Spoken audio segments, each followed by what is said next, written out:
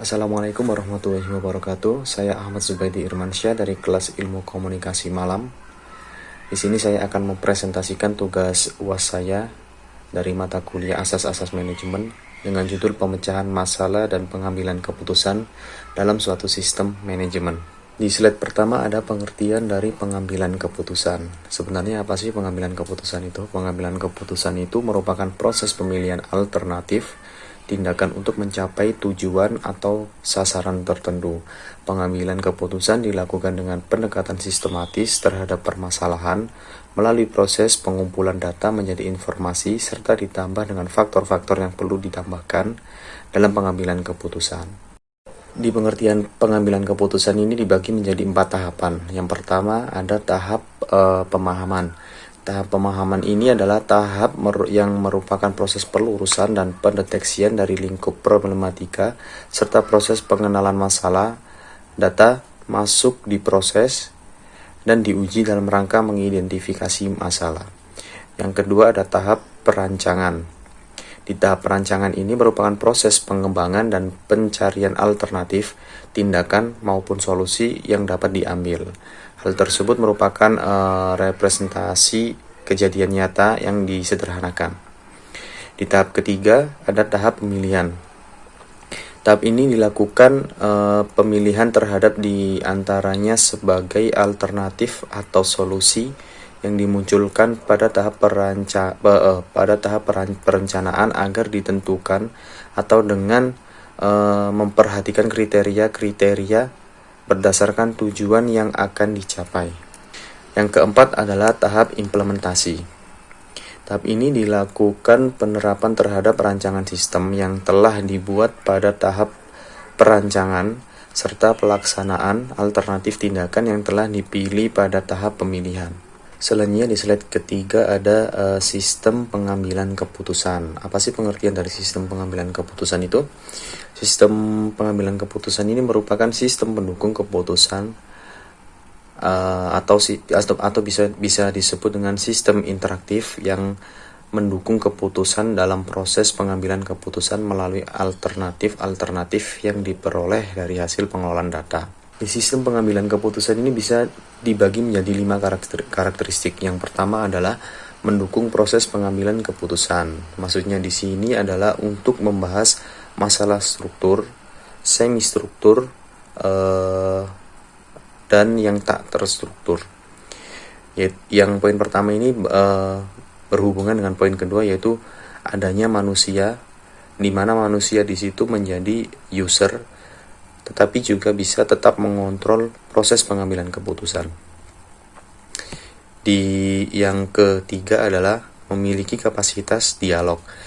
Memiliki kapasitas dialog ini untuk memperoleh informasi sesuai dengan kebutuhan. Yang kelima adalah memiliki subsistem yang terintegrasi sedemikian rupa sehingga dapat berfungsi sebagai kesatuan item.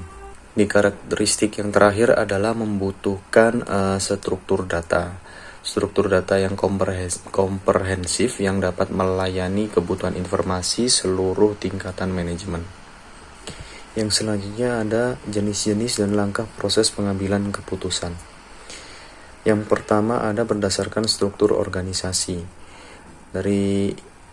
Dilihat dari namanya struktur organisasi, berarti di sini yang mengambil keputusan bisa orang yang jabatannya lebih tinggi seperti direktur. Contohnya seperti hari apa di perusahaan tersebut mau libur.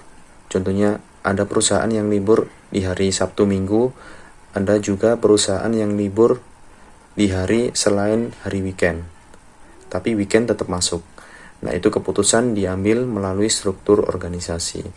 Dan yang selanjutnya berdasarkan situasi dan kondisi. Situasi dan kondisi di sini contohnya di suatu divisi perusahaan yang diharuskan deadline harus selesai hari itu, dan ternyata ada pemadaman listrik. Pemadaman listriknya bisa dibilang cukup lama, dan akhirnya manajer dari divisi tersebut memutuskan pada saat itu juga kalau deadline tugas yang diberikan bisa diundur karena adanya pemadaman listrik. Nah, itu bisa disebut berdasarkan situasi dan kondisi. Baik, untuk selanjutnya yaitu langkah pengambilan keputusan untuk memecahkan masalah yang rumit ataupun masalah yang sulit. Di sini dibagi menjadi 6 bagian. Yang pertama adalah identifikasi masalah. Jadi harus tahu akar permasalahannya itu berasal dari mana sih. Jadi selama pekerjaan kita yang mengalami masalah itu kita identifikasi, kita diskusikan bersama-sama dengan tim, kita identifikasi bareng, dicari akar masalahnya ada di sebelah mana. Yang kedua adalah pengumpulan data. Yang pasti data ini sangat penting untuk melihat bagaimana pekerjaan kita. Biasanya bisa dilihat melalui data. Data ini sangat diperlukan untuk mengetahui suatu masalah. Yang ketiga adalah analisis data. Dari data tersebut bisa dilihat masalah berasal dari mana, yaitu dengan menganalisis data-data yang sudah dikumpulkan di poin kedua. Di poin keempat adalah penentuan alternatif.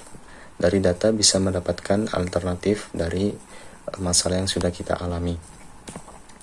Yang kelima adalah pelaksanaan alternatif. Setelah menentukan alternatif, kira-kira permasalahan ini jalan alternatifnya gimana sih? Akhirnya dilakukan pelaksanaan alternatif tersebut. Ide-ide yang sudah kita kumpulkan dilaksanakan pada poin kelima ini. Yang ketiga adalah penilaian. Penilaian dibutuhkan untuk evaluasi efisiensi atau tidak efisiensi pelaksanaan dari alternatif yang ada di poin ke-6. Baik, demikian presentasi dari saya untuk tugas asas-asas manajemen. Sekian dari saya. Assalamualaikum warahmatullahi wabarakatuh.